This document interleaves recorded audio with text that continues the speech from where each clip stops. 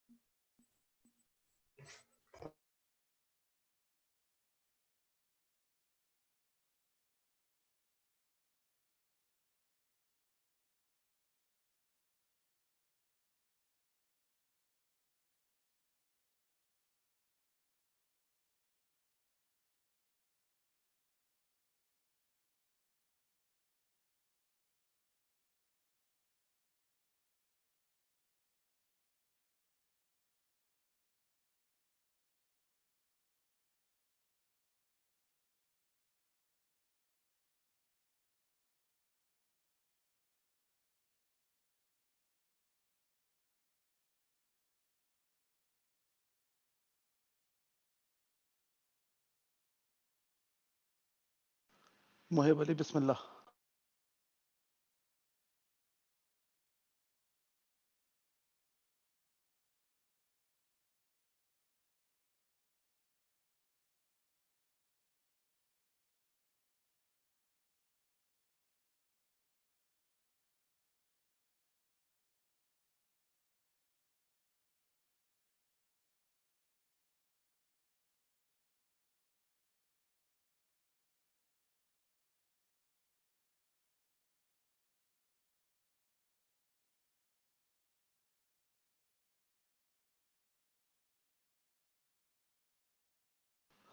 سلطان بھائی بسم اللہ.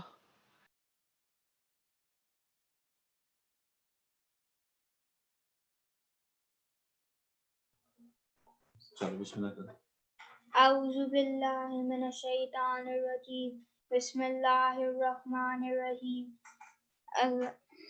اللہ لا الہ الا هو الحی القیوم لا تأخذه سنة ولا نوم له ما في السماوات وما في الأرض من ذا الذي يشفع إلا بإذنه يعلم ما بين أيديهم وما خلفهم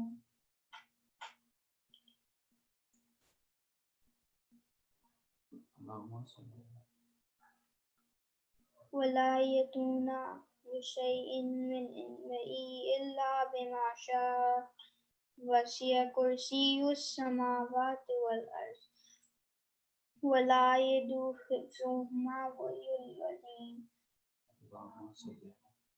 اللهم صل على محمد وعلى محمد.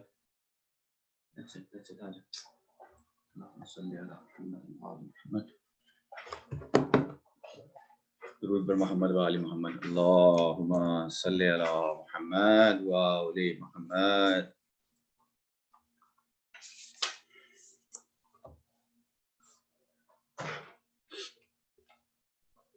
حسین بن کے زمانے پچھا گئی زینب.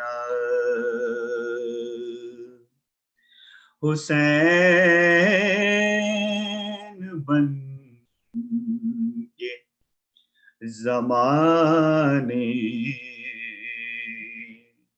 پچھا گئی زینب. زبان تیغ سے کوفہ ہلا گئی زینب. حسین بن کے زمانے پچھا گئی زینب. اسیر ہو گئی در در پھری زمانے میں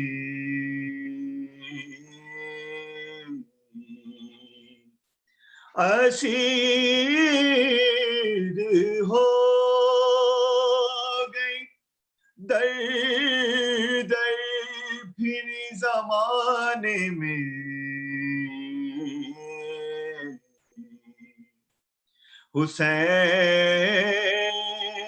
حسینیت کو مگر جگ مگا گئی زینب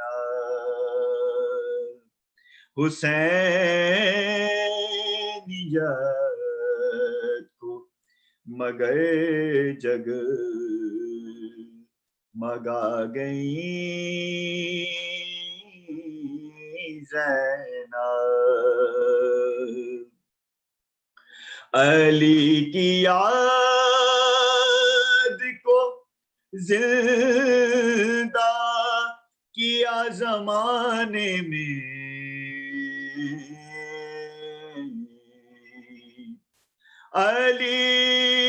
علی کی یاد کو زندہ کیا زمانے میں جگہ جگہ پہ جو خطبے سنا گئی زینب جگہ جگہ پہ جو خطبے سنا گئی زینب ضعیف بھائی کا غم بانٹنے کو مقتل میں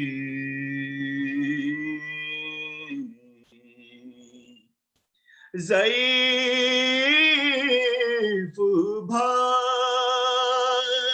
کا غم بانٹنے کو مقتل میں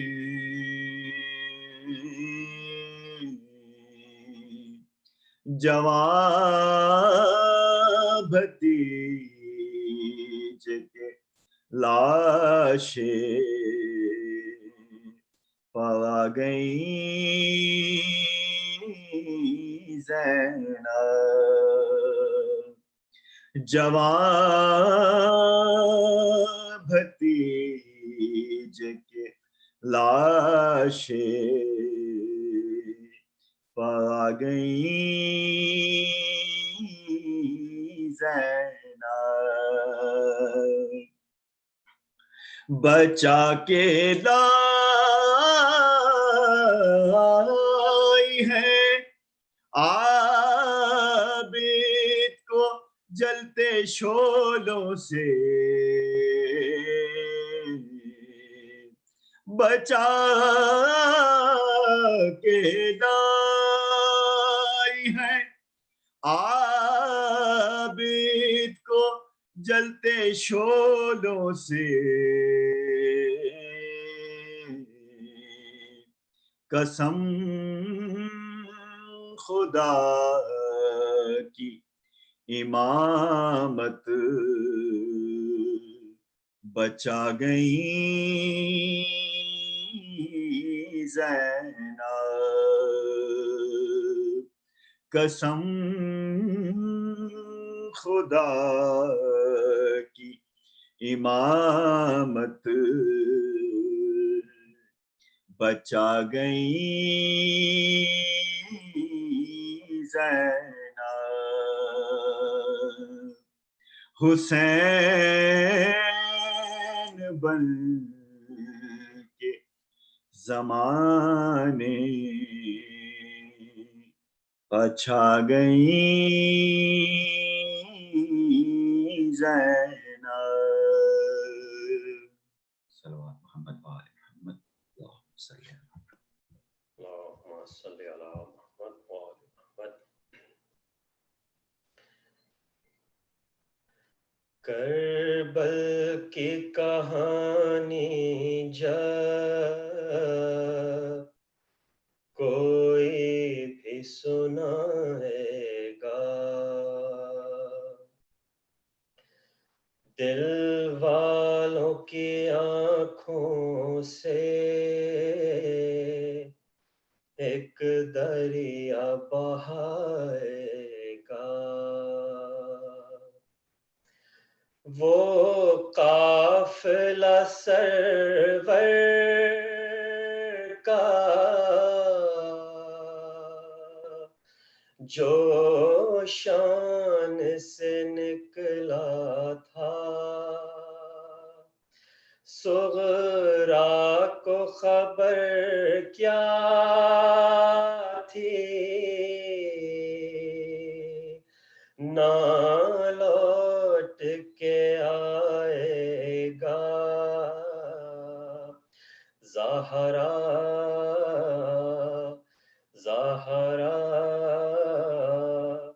پرسال و شہیدوں کا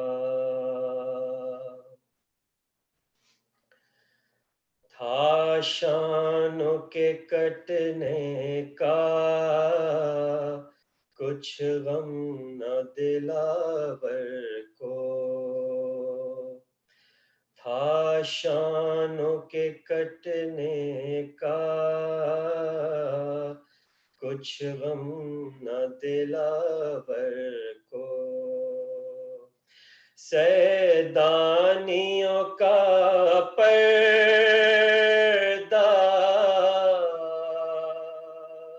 اب کون بچائے گا، زہرا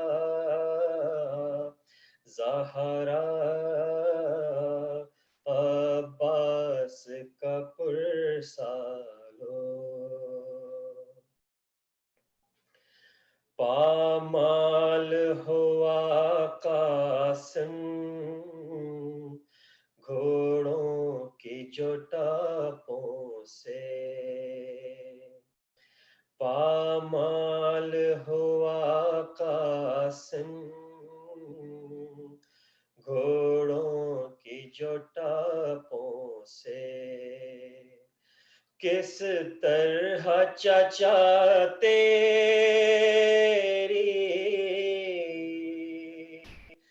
میت کو اٹھائے گا، زہرا قاسم کا بھی پرسالو، ٹوٹی ہے کمر شہ کی گھبرانا مگر اکبر، ٹوٹی ہے کمر شہ کی گھبرانا مگر اکبر، فرزند نبی تیری میت کو اٹھائے گا، زہرا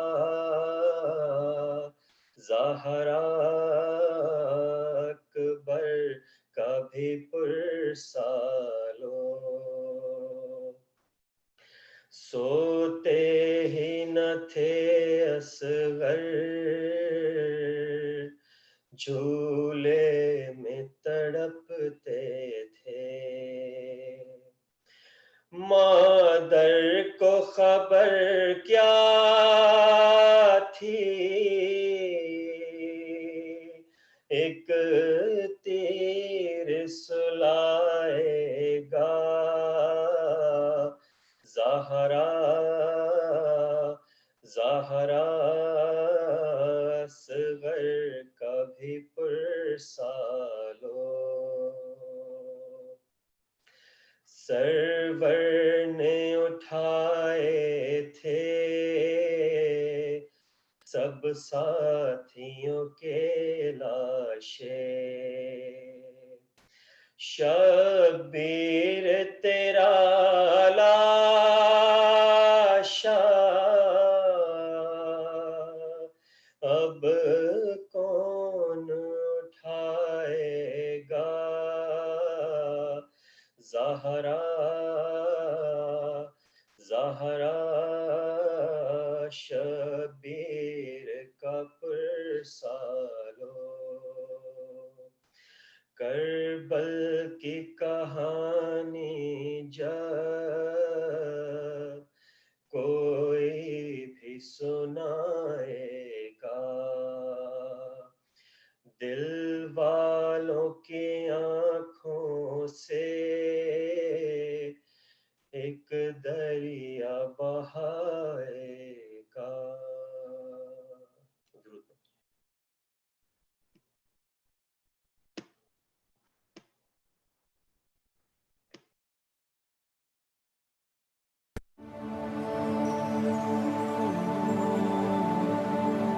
أعوذ بالله من الشيطان الرجيم بسم الله الرحمن الرحيم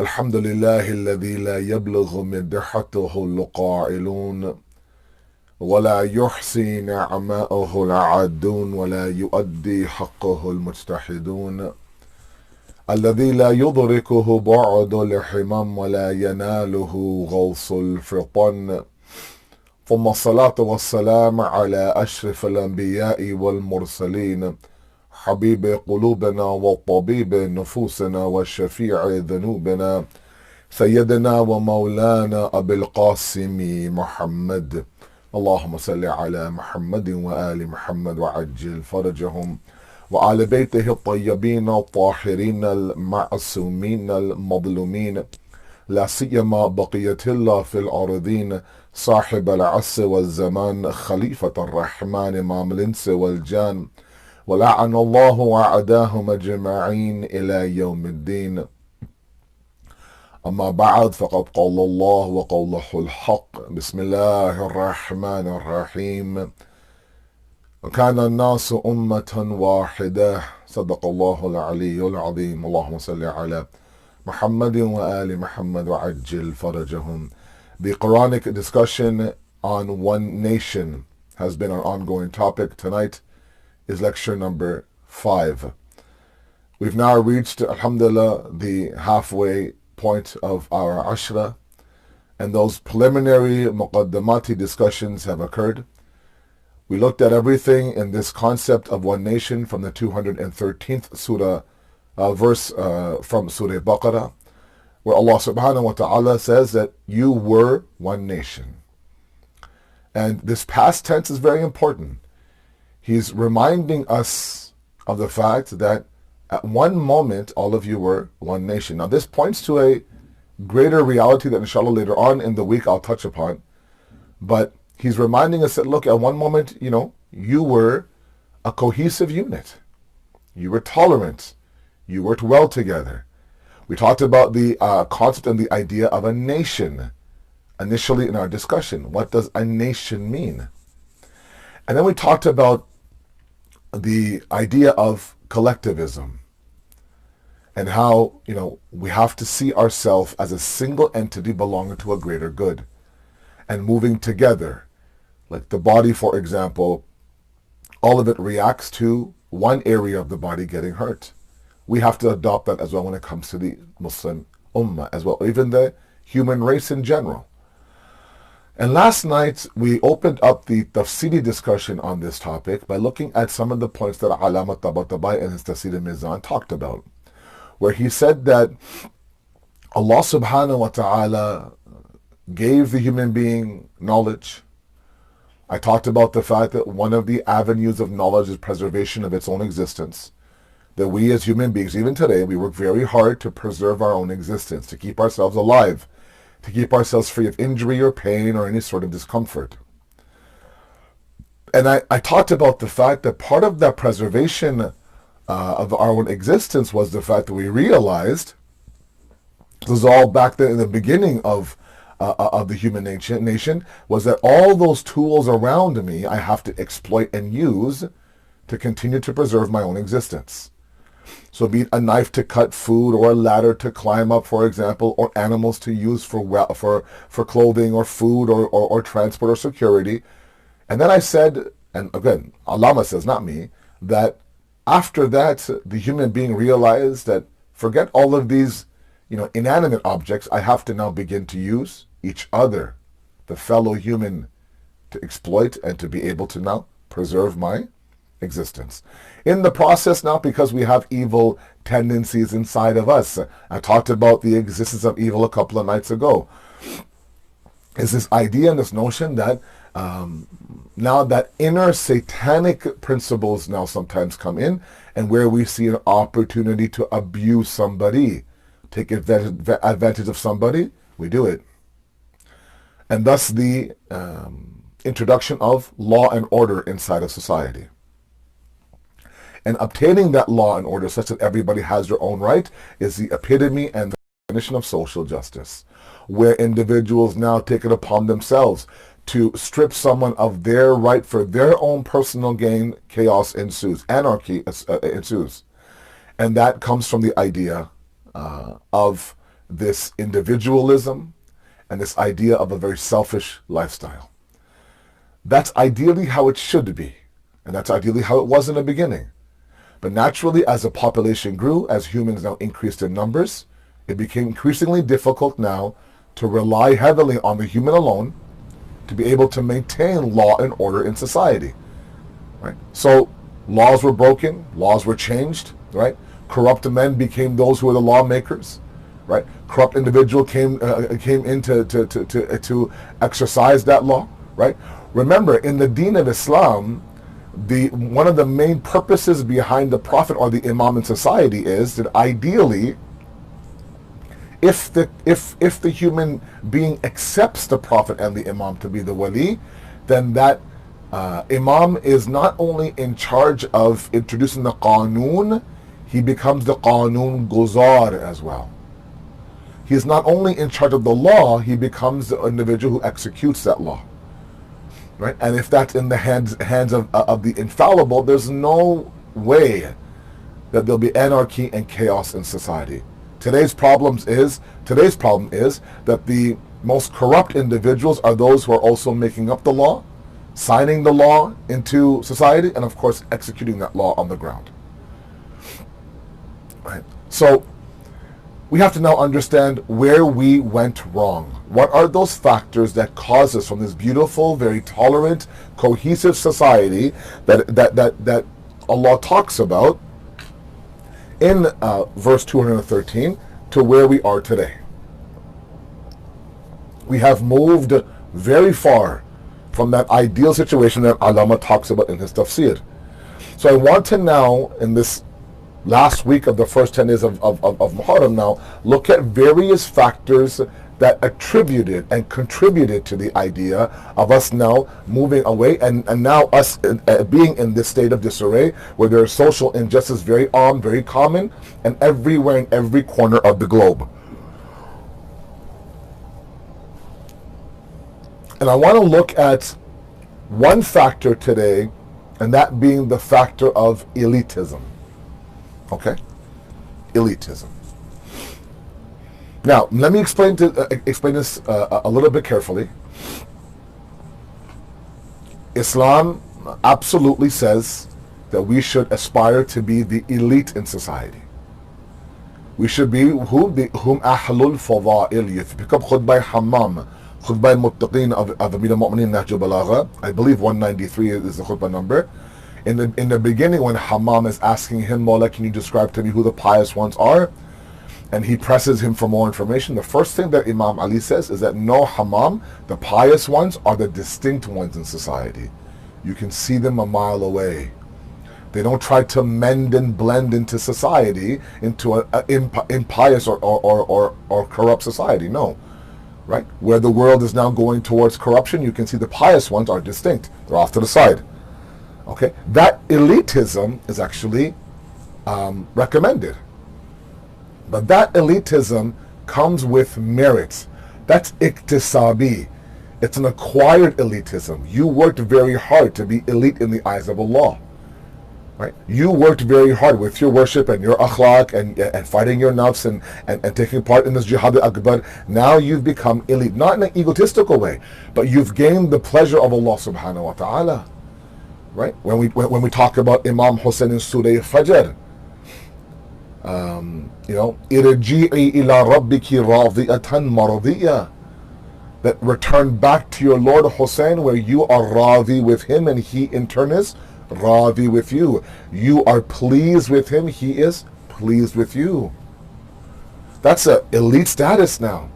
It's one thing where you're happy with God, it's one thing where he's happy with you. But that came after an azim and a grand sacrifice where he showed his love for Allah subhanahu wa ta'ala by giving up everything he had, including his own existence. I'm not talking about that elitism. I'm talking about the negative and the disease of elitism inside of our societies, where now we believe, for no merit at all, for nothing that we've derived or acquired, that I'm higher than you. Look, when you go from a law-abiding society to a chaotic anarchy society, right? Like you look at what's happening this morning in Keyshawn, Wisconsin, in the U.S. This man is shot 7 times in the back because he was walking away from the cops, right? I just saw videos this morning of, individuals on the street with rifle guns now, right, holding a police car or it looked like an army tank hostage. Hostage meaning that you're not going anywhere and we have guns on you. Right. So the entire now functionality and the process of society has flipped on its head. The ones that should be up there upholding the law now are the ones who are, of course, the ones who are breaking the law.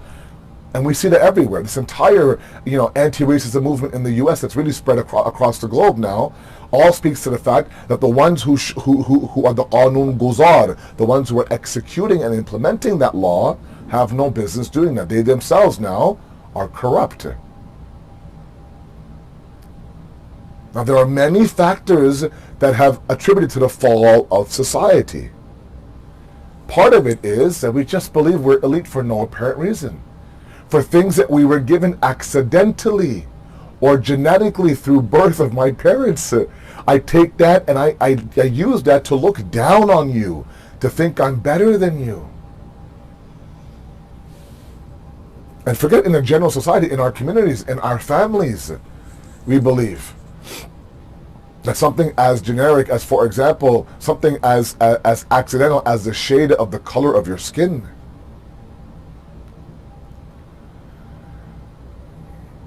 It's very unfortunate in our communities that those sisters, who have an amazing akhlaq, who are so pious, who are so muttaqi, who are so God-fearing, okay, they're educated, they come from an amazing family, but if their shade on the color of their skin is one shade darker than what somebody wants, nobody comes knocking on their door asking for their hand in marriage.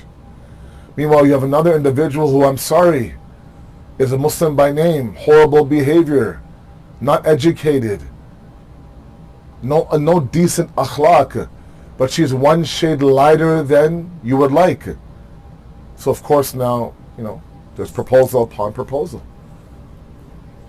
Individuals who believe that because we're from a certain area in India and Pakistan, for example, we're better than you. We look down. We look down on you. You should be sitting there and you should be kissing our feet because we're talking to you. Individuals who are born males who believe that because I'm a male, I can do all this dhulm and oppression on you inside of my house because I'm a man.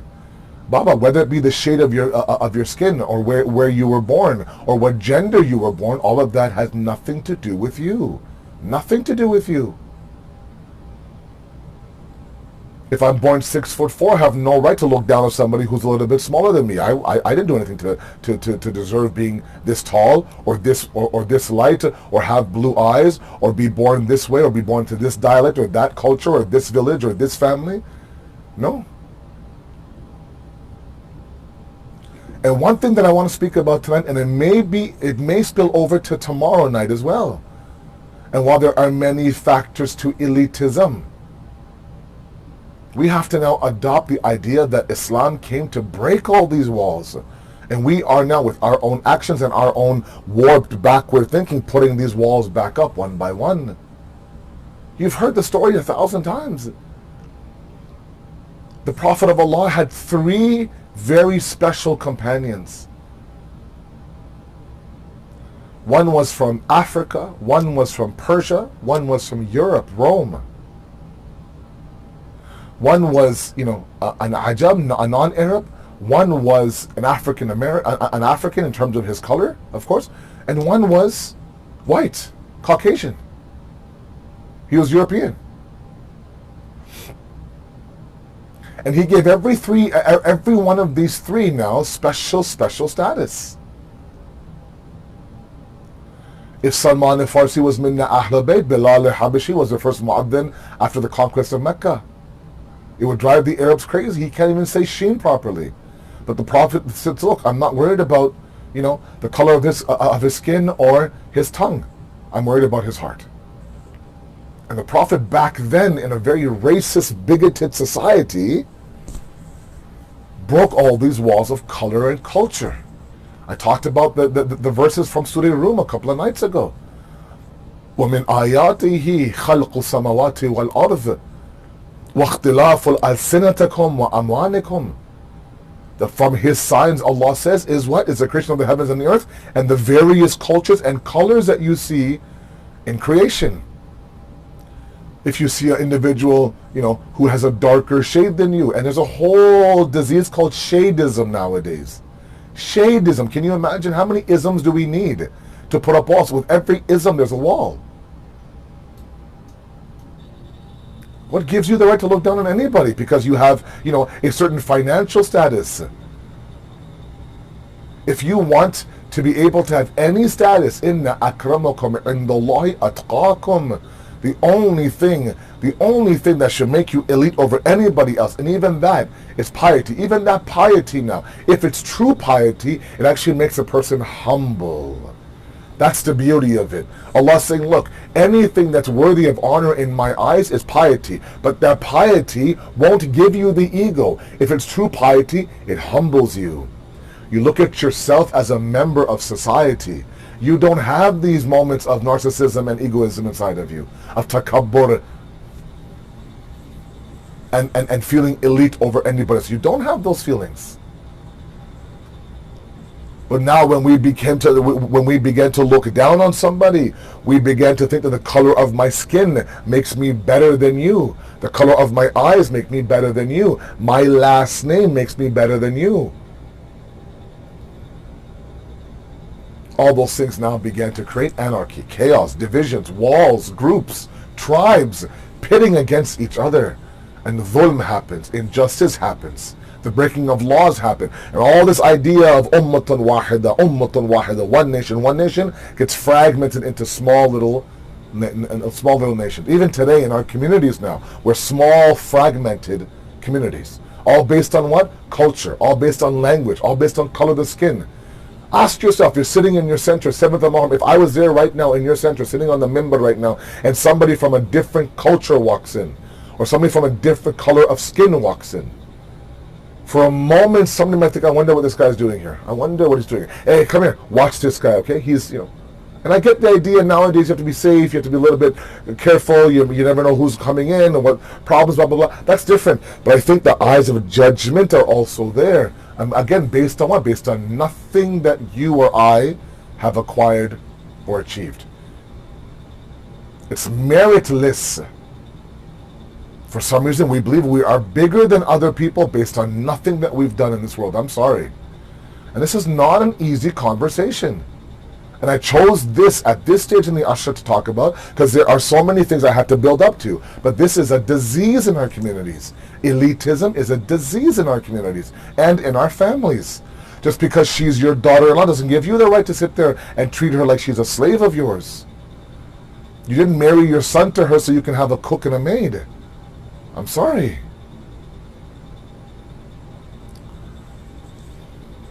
So what I want to speak about today is spiritual elitism, and it's not an easy topic. And I thought long and I thought hard, should I even talk about that? There are some of you who won't like my conversation today. But my responsibility, my wazifa, my zimmadari on this minbar in front of you right now is to talk about what needs to be spoken about, not always what is wanted in terms of what you want to hear. Sometimes we all, including myself, this is more for me than anybody else. I need to hear this, not so much do I want to hear it. Nobody wants to hear the fact that, look, you have to work hard at this and be better at this. No, we're very, very happy. I'm very happy with the fact that I was born into a Sayyid family. That means I'm a Sayyid. That means I have some status. Great. Perfect. I can miss that salat. I can ghibat about this person. I can do this. I can do that. But hey, I'm a Sayyid. Hey, I'm a Sayyid. I'm good. And the spiritual elitism comes from the fact that sometimes we have been fed divine fantasies. Divine fantasies from this very pulpit and from our own understanding. And those divine fantasies are this world that awaits us, that is just yours, created for you, made for you, everything is for you. You don't have to do anything at all. This is just all of you. I literally sat in a majlis and I've heard an individual on the minbar with libas on sit there and tell the awam, and it's a packed majlis. I went to somebody's mother's soya majlis. And this individual now spent 45 minutes proving and telling the public that all this talk about adhab qabr and squeezing of the grave and barzakh being difficult and the day of judgment, all of that is for the kuffar and the munafiqeen, not for you, the Shias of Ali Muhammad, not for you. No. You will sleep in your grave, you'll wake up, inshallah, in front of the gates of heaven. All this talk about adhab qabr, munkar and nakir, sawal, questioning, all of that is not for you. Not for you. How can it be for you? How can it be for you?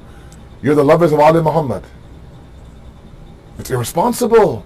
Those are divine fantasies. I'm sorry.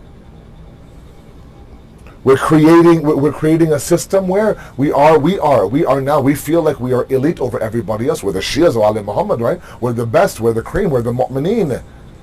You're given that title of mu'min when you have iman, when you live iman, when you breathe iman. Not just name your kid iman. Sorry. Not just the fact that, I belong to a mu'min family. It doesn't matter who you belong to. You have to now act it out. So we have to remove ourselves from a fantasy fictional world where now I can live my life how I want to in this world, but I have a fantasy and a kingdom and a paradise waiting for me. Doesn't matter what I do in this world. Absolutely not true. And I'll present to you two very powerful traditions. One from Imam Ali, one from Rasulullah sallallahu alayhi wa sallam. Allahumma salli ala Muhammad wa ala Muhammad. To make us truly realize that if we want to be the elite, and we all want to be the best of what we do, the best at our craft, we have to work hard at it. It's not something that will be given to us on a silver platter. I'm sorry. Now, a lot of you will reach out to me and say it was irresponsible. What are you talking about? But even those of you who are Sayyid, I'm a Sayyid. I'm a Sayyid. And I think for a moment that, because I belong to the Prophet's family, and by association only, I'm good. I'm good. The hadith by the Holy Prophet, it was an eye-opener one for me. It's eye-opening. It really shook me at my core, and inshallah it'll also awaken all of you and me as well from my sleep. We walk around thinking, okay, you know what, I have the truth, I have the Ahlul Bayt, I'm good, so I can kind of relax for a bit. Absolutely not. Absolutely not. One of the biggest knocks against us, the biggest arguments against us from within Islamic circles and without, is that the Shias have this false confidence that have made them lazy in their spirituality. They believe no matter what I do, I have a one-way boarding pass to Jannah.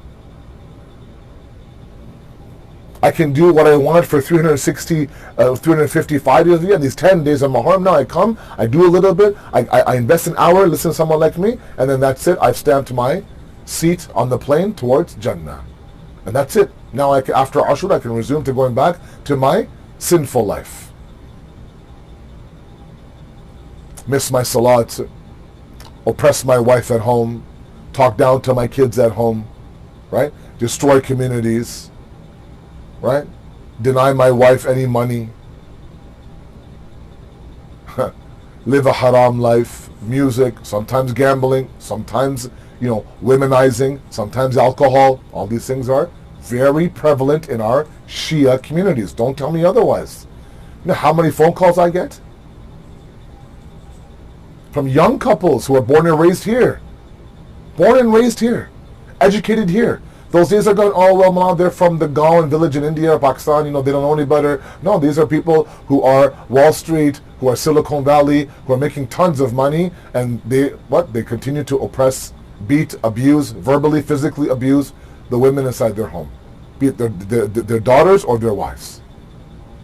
Anyways, it's not my topic. All because they think they can. All because they think they're elite. Because I'm the man. I'm the man. I can do this. It's ignorant. It's jahalat. It's anarchy. It's animalistic behavior. It's not part of the idea of one nation. God's reminding us that, look, let me remind you of what you used to be. Try to go back and do what? And try to restore that version of you as one nation.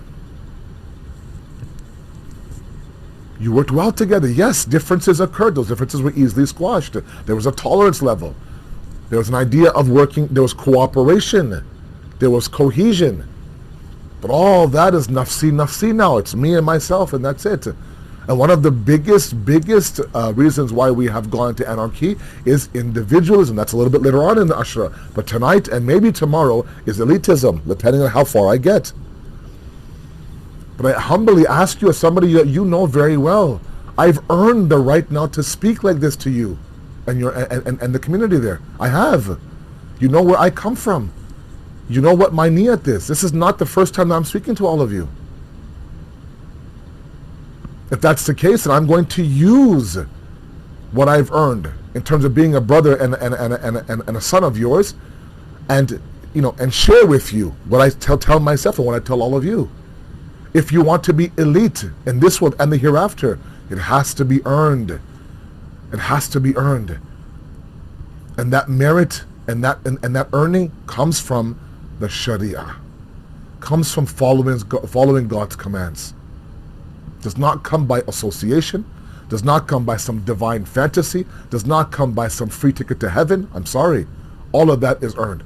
Allah exists in a merit-based system. Allah does not waste the deeds of any individual. Nor has He ever said to live in a surface level society where you are to judge somebody, oppress somebody, look down on somebody based on things that you see on the outside. Be it the fact that you see a female, it's a female, let's oppress her. It's an African American, let's oppress him. It's a youth, let's oppress him. It's somebody who drives a taxi, let's say, let's oppress them. With my words, with my judgment, right? With my hands, God forbid, with my tongue, God forbid. I literally had one individual tell me that, Malana, you frequent that community a lot. I go, yes, I do. I love going there. Wow, that's a community of taxi drivers. I mean, I think you're wasting your time there. I looked at him with shock. This was a key influencer in a community that I no longer go to. I just couldn't believe it. I'm looking at him, and yes, he's a wealthy man. I'm sitting in his mansion. Who gives you the right, my man? Who gives you the right to look down on anybody? To look at somebody who is going through an honest living, for you now to think that you're elite because you have an extra zero on your paycheck every 2 weeks? It's absurd. It's not even humane. Forget let alone religious. It's not. Let's come to the first hadith. Imam Ali alayhi salatu wasalam. Allahumma salli ala Muhammad wa ala Muhammad. Nahju balagha. Okay. We can't be selective in our traditions when it comes to the Ahlul Bayt. We can't be selective. We can't simply listen and look for those that feed our warped version of Islam. So when it comes to our love for Imam Ali, no doubt, we love to hear the fada'il. We love to feel that garami, that warmth inside. Even me, I sit there on the 30th of Rajab, I hear some good shairi about Imam Ali. I hear about the door of Khaybar. Oh, baby, my blood warms. I'm like, let's do this. I love it. At the same time, that same Imam Ali went and fed the orphans. That same Imam Ali did what? Cried on the musalla in the middle of the night. That same Imam Ali did what? Did housework and chores inside the house. That same Imam Ali did what? Worked with his hands as a carpenter. That same Imam Ali was patient and quiet when the deen required him. That same Imam Ali chose the path of Allah even though his nafs was screaming for him to get his God-given rights.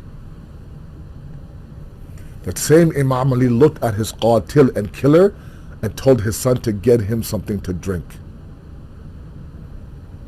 If we're going to take him, let's take him as the entire package. Every dimension of him is what? Is hujjat for us. These words I'm about to present to you are hujjat for you and for me as well. And I'm going to read it verbatim. You know me. Usually I don't have anything on my hands on the minbar, but I don't want to, I don't want to get this wrong. He says, La takun, don't be like those. And this entire hadith is about don't be like those. Don't be like those. Don't be like those, he says. He says, don't be like those. La takun mimman yarjul akhirata bighayri al-amal. Oh. Don't be like those who have this hope of the hereafter. This raja, this hope for the hereafter, but it's what? It's bighayri al-amal. It's without doing anything. I'm gonna be a doctor. I can't wait. I'm gonna ace the MCAT. I'm gonna go into med school. I'm gonna kill that interview. Do all that. Oh yes, I can't wait. I have my entire career planned out for me. Perfect. You know what that requires you to do? Get straight A's in school. All this hopes about being, MD, have my own clinic. I have this line of medicine. I want to do this, help this person, help that person. Maybe go to Najaf, open up little small clinics during Arba'in. Fantastic, great idea, man. That's very, very noble. That requires you to work hard from high school. Ace your SATs. Get an amazing GPA and then kill the MCAT. That requires amal. Don't be like those. Yarju al-akhirata bighayri al-amal. Huge hopes. Palace in Jannah. Syed Asad Jafri. Manzil is Syed Asad Jafri. Bah. Wah, kya baat hai yaar. Huge palace. But no amal. No amal. No amal. He goes on to say, don't be like those. Don't be like those. يُحِبُّ الصَّالِحِينَ وَلَا يَعْمَلُوا عَمَلُهُم. Don't be like those who you love the good doers. You have hope for those who are the salihin, but you don't act like them. You don't emulate them. You don't copy what they're doing.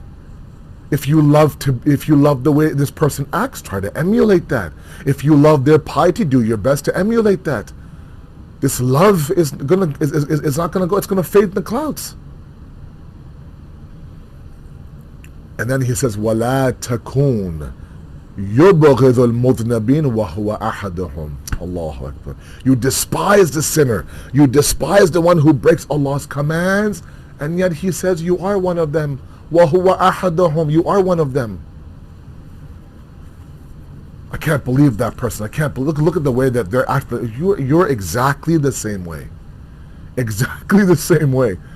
We have all this talk about this person sins and that person sins and this person act in that marriage and this family and the way he runs that community. And meanwhile, we are what? We are the biggest zalim and fir'aun in our homes. We are running our center like it is a sweatshop where I am the CEO and all these are my minions. Whatever I say goes. What about this? Doesn't matter. I'm in charge here. Right? We have a lot to say about others. But وَهُوَ أَحَدُهُمْ, we're one of them. Imam Ali, Nahj Balagha, not my words. He says, don't be like those. يُخَافُ عَلَى غَيْرِهِ بِأَدْنَى مِنْ ظَنْبِهِ. That you are so scared about the akhirat and the punishment of somebody else, but when it comes to you and your own punishment, your own sins, you think, oh, it's okay. It's all right. I'll be all right. Oh man, I would not want to be this guy in his grave. Oh my God, I fear for his barzakh. Do you fear for your barzakh? Do you think about your grave? Do you think about what you're about to go through? Do I think about that here? Me, Asad Jafri, do I think about that? No, we have all this fear for everybody else, but when it comes to us, adna, we lower it, we drop it to nothing.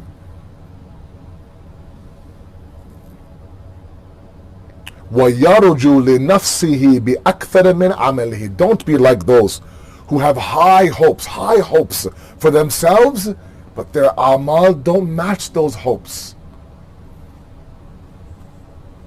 Again, I'll go back to the idea, MCAT, doctor, interview, I'm going to apply to that med school and this med school, the top notch in the nation, no doubt, and you're getting D's and C's. And your teacher says, wow, those are high hopes, man. That's great, man. Shoot for the stars, buddy. But let's work on the midterm next week. Don't be like those who have these false hopes, these delusional hopes. Imam Jafri as-Sadiq alayhi salatu wasalam, Allahumma salli ala Muhammad wa ala Muhammad, he says that when it comes to khawf and rajā, right, fear and hope inside the believer's heart, it should be that when you measure both of them, they're the exact same weight. There are some people like me who have so much fear of Allah, that one sin, and that's it. I'm Jahannami, that's it. I'm hopeless. There's no way God can forgive me. That's one problem. The other one is this delusional hope, where now I'm sinning. I'm living a horrendous life. I don't even resemble anything to do with Allah and the Prophet and the Ahlul Bayt, and yet I know that Syed Asad Jafri in Jannat is waiting for me. Baba, your amal don't match your delusion. They don't match. Don't be like those, he says. وَيَرْجُو لِنَفْسِهِ بِأَكْثَرِ مِنْ عَمَلِهِ. Your hope in yourself is higher. It's akthar than what? مِنْ عَمَلِهِ, than your deeds. Be realistic.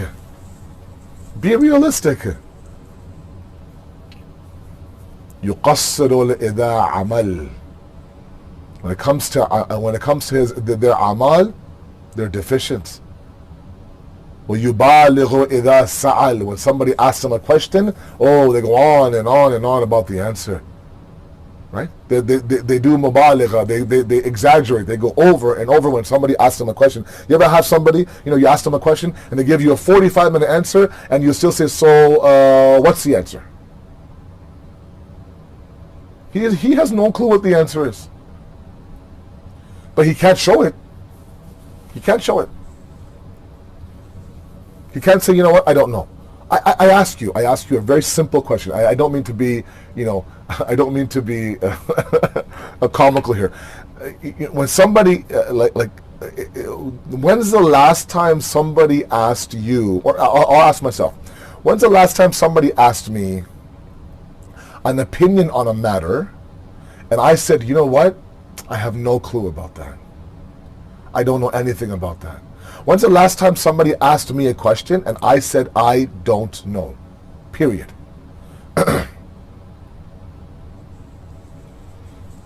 Okay.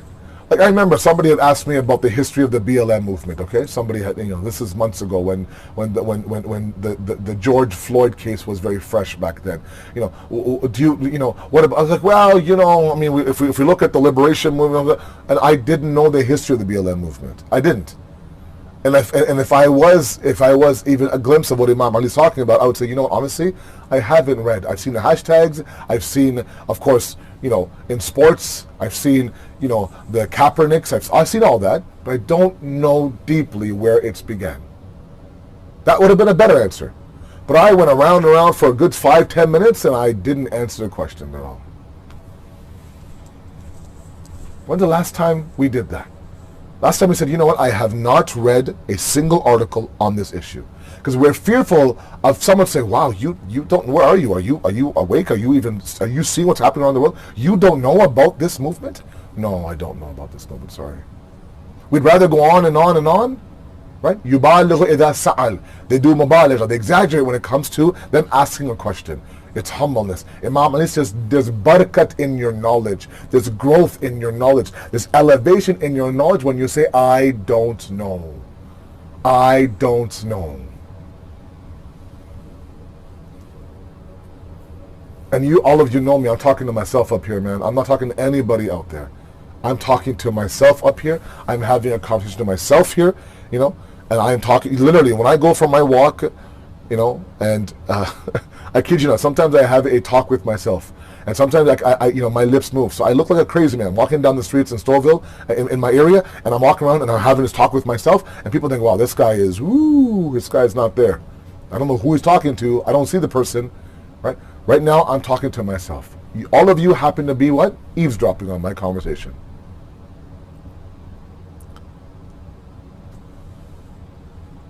فهو بقول مضل ومن العمل مقل. His speech is a lot, but his amal is nothing. This entire hadith of Nahj al-Balagha. Don't be like, don't be like, don't be like. Where is there elitism in this hadith? Where is this idea that you can achieve the greatness of the hereafter without doing anything? It isn't.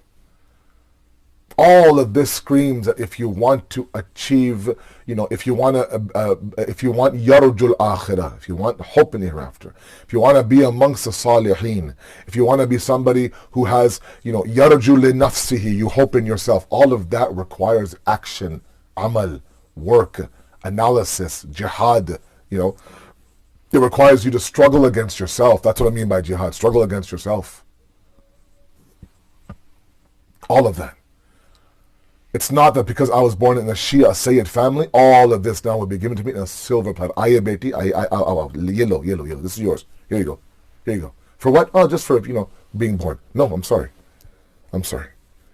Even the maqam of a Sayyid has a high maqam, but that maqam is earned, Baba. It's earned. Why is it that we have family members of the Prophet, blood family members of the Prophet cursed in the Quran by name?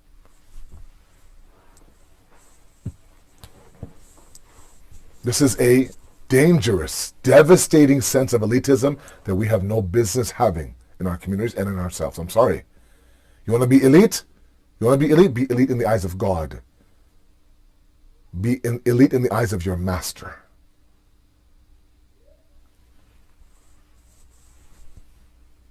Then, you know, we have done something.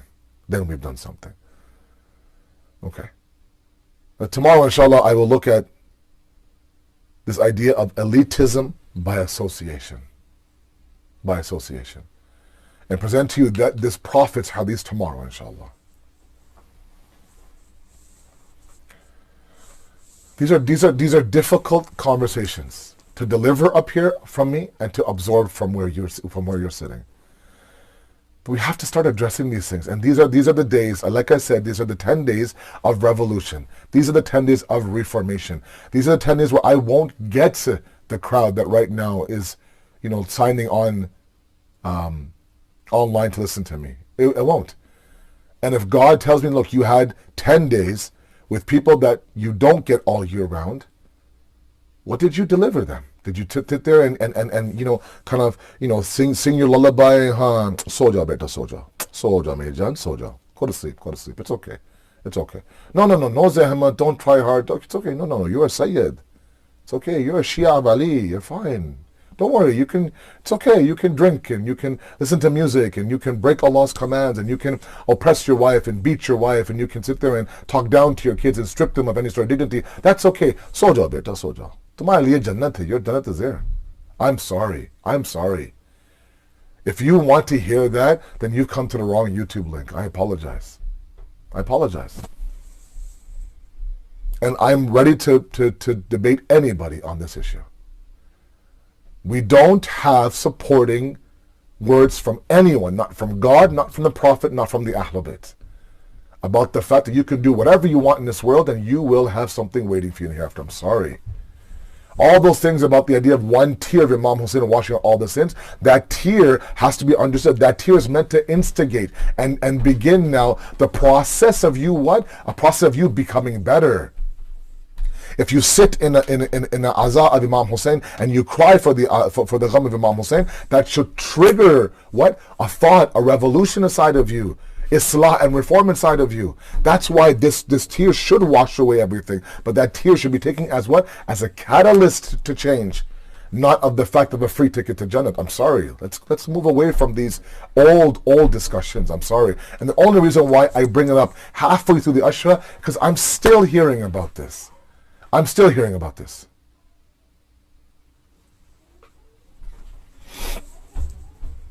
We look at the amount of sacrifice on the day of Ashura. That sacrifice was azim. These individuals, these ashab, these members of the family of Imam Hussein didn't reach that maqam that they have today just like that. They didn't. Imam Hussein didn't say this grand statement that nobody had the ashab like I had the ashab. Those companions now being revered and being praised by Imam Hussein did something for that praise.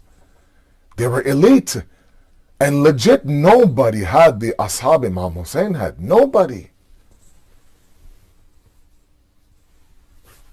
And the one group that I want to speak about tonight in Masa'ib that also was elite in this entire tragedy of Karbala were the mothers in Karbala.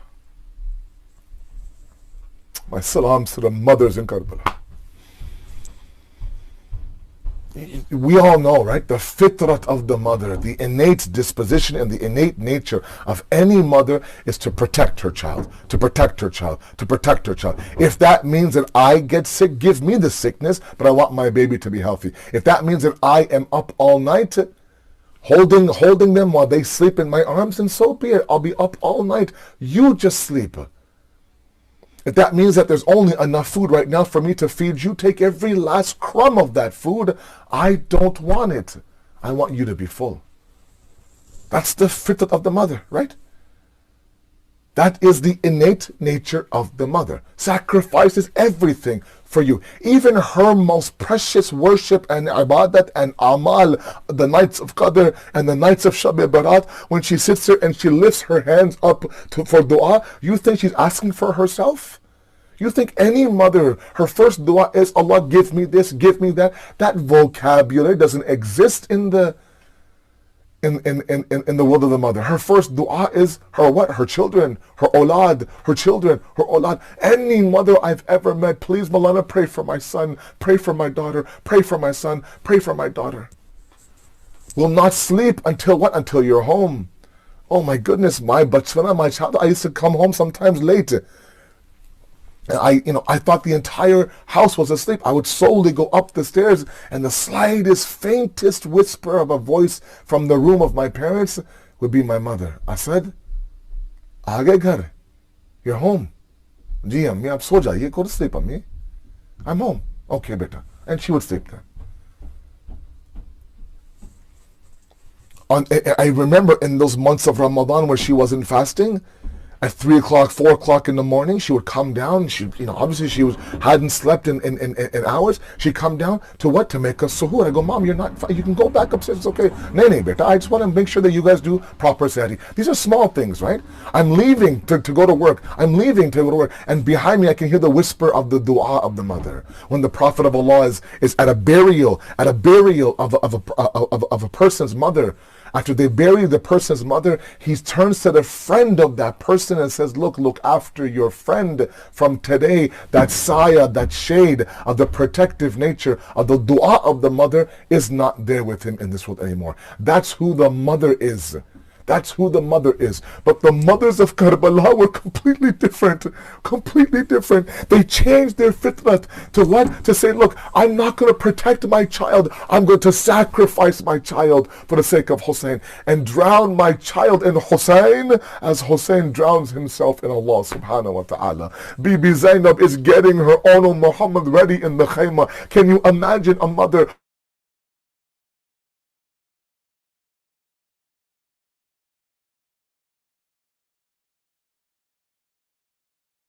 Allah, you have the blood of Amir al-Mu'mineen. Your grandfather was Amir al-Mu'mineen. Your uncle is Hussein ibn Ali. Go out and make me proud. I'll be watching from the khayma to see which one of you is proud. She would get them ready. They would go and they would ask Imam Hussein, for ijazat. Mamu, give me ijazat. Mamu, give us ijazat. And he would look at her, he would look at them and say, these are the sons of my Zainab, the sons of my Zainab. How could I give permission for the sons of my, they weren't even baligh yet, the books say. They weren't even baligh yet, the books say.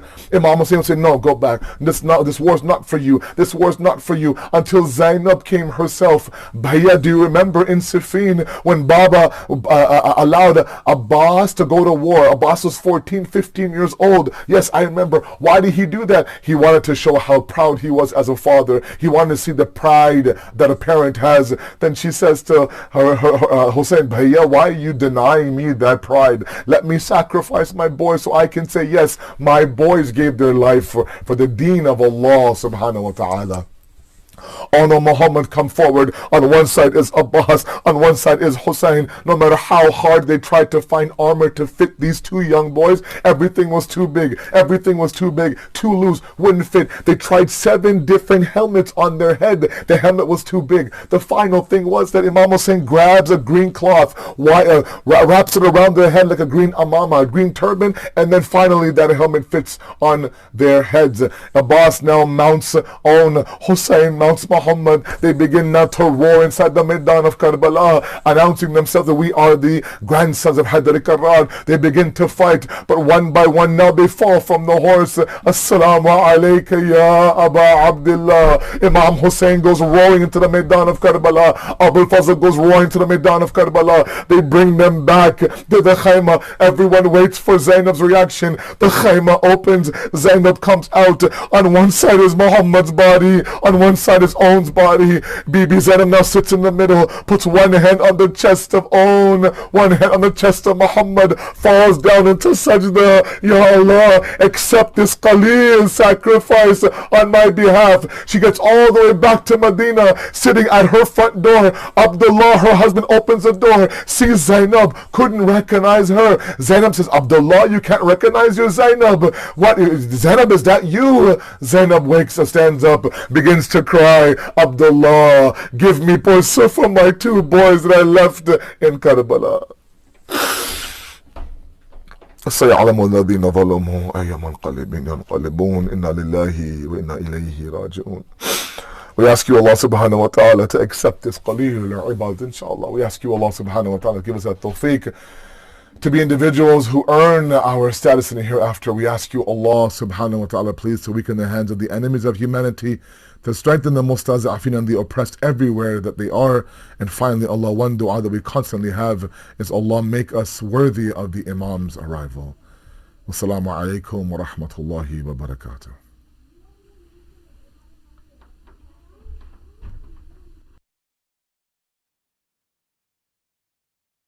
कहती थी ये ज़ैनब, कहती थी ये ज़ैनब, यूं माँ का मान निभाना, यूं माँ का मान निभाना, ऐ आनो मोहम्मद, ऐ आनो मोहम्मद, ऐ आनो मोहम्मद, ऐ आनो मोहम्मद। शबीर का तुम सदका हो अब खैमे में बेटा, तुम लौट कर नाना, ऐ आनो मोहम्मद, ऐ आनो मोहम्मद, ऐ आनो मोहम्मद, ऐ आनो मोहम्मद। है माँ को यकीन तुम माँ की बात रखोगे, ये याद रहे खैमों में है प्यासे बच्चे, दरिया पे अगर जाना हो सहरो के प्यासों, तुम प्यास ना बुझाना, ऐ आनो मोहम्मद, ऐ आनो मोहम्मद, ऐ आनो मोहम्मद, ऐ आनो ستم ڈھانے کے لیے آئے ہیں، یہ بدروحت کے بدلے کے لیے آئے ہیں، لازم ہے رجس سے پہلے میدان میں تم پر مدح علی سنانا، اے آن محمد، اے آن محمد، اے آن محمد، اے آن محمد، جب سانس تمہاری بچوں ہو کھڑنے والی، اس وقت سرہانے آئے گی مادر میری، دل کے یہ میری خواہش ہے، اس دم میری ماں سے زخموں کو تم چھپانا، اے آن محمد، اے آن محمد، اے آن محمد، اے آن محمد، قاتل پہ کرم نانا کی طرح کر دینا، یوں لاج میرے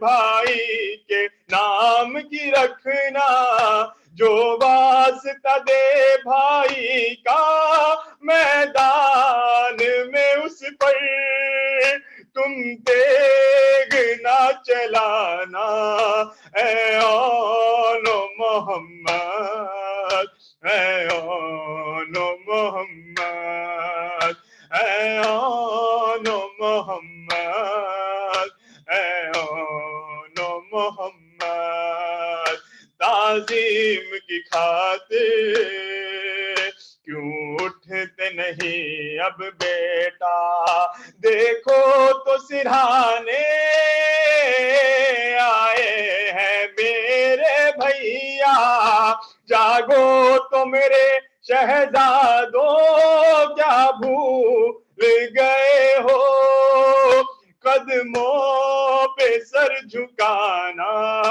اے آن محمد، اے آن محمد، اے آن محمد، اے آن محمد، شاباش میرے بچوں ہوں میں تم سے راضی، یہ کہہ کے تکلم ہے خاموش ہوئی شہزادی، نیزوں پہ سفر کر کے ہمراہ ہمارے تم کو ہے شام جانا، اے آن محمد، اے آن محمد، اے آن محمد، اے آن محمد، سید سید سید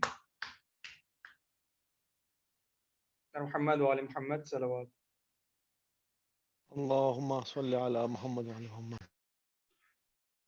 متوجہ زیارت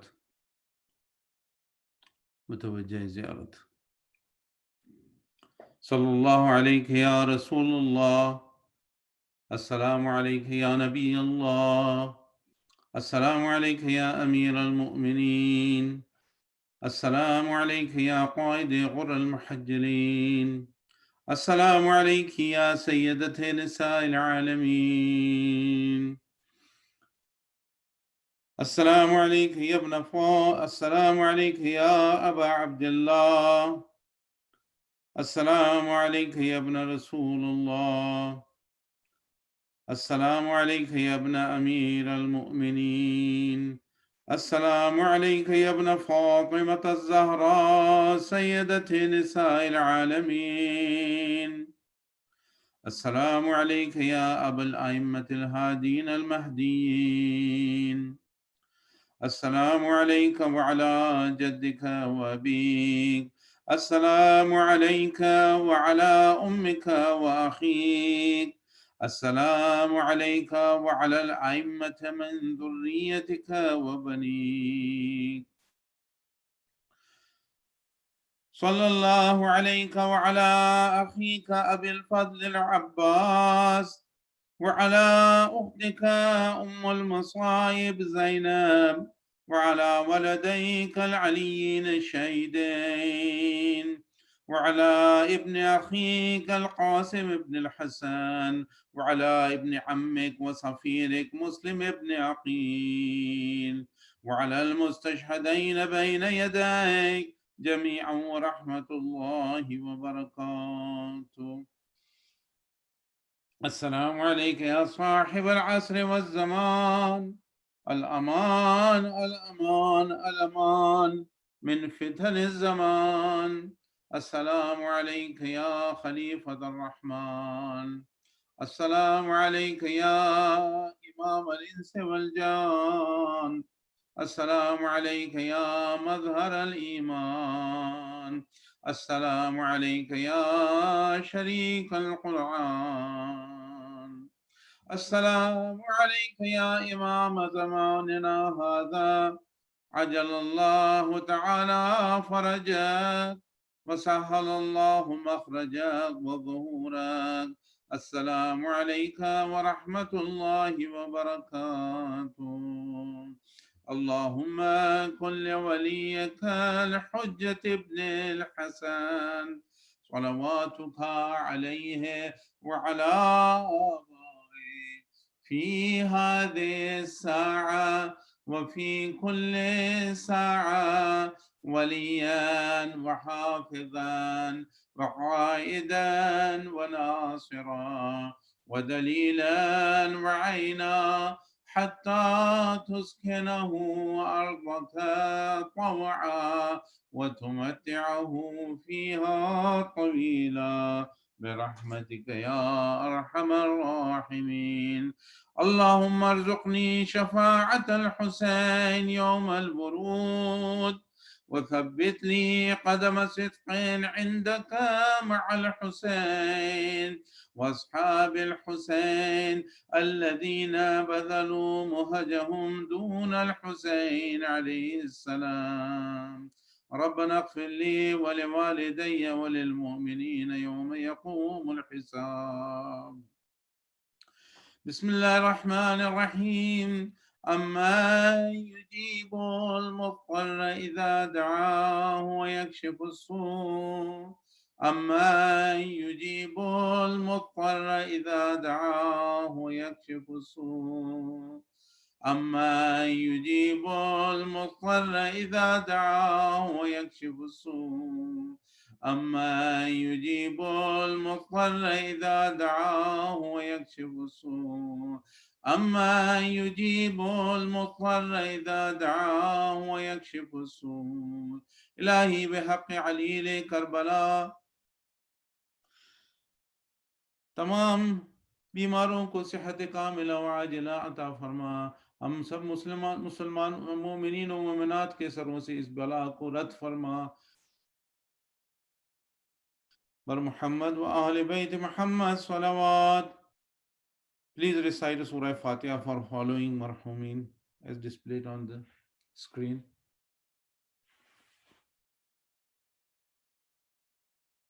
Salawat bar Muhammad wa ali Muhammad.